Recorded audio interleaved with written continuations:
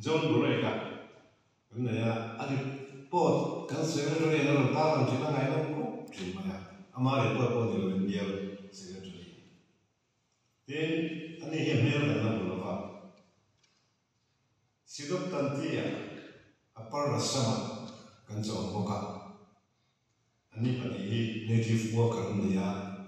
native worker rồi lo gì thế bố hi cái này thôi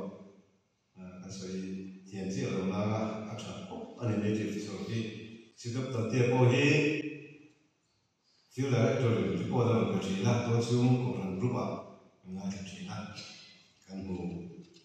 anh bố này nông anh ấy then vale moi le gospel zu nungi le remro kuya ni vale moi hi gorji jipura kan so ma gospel zu nungi zu zandu tan wala tuwa so remro kuya hari zero kuya arunza he mi pala ta hi kan ko na kan so te ne Dijual pasal biang in remoi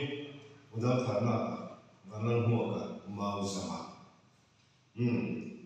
Kan eye of the suap teh ni ya.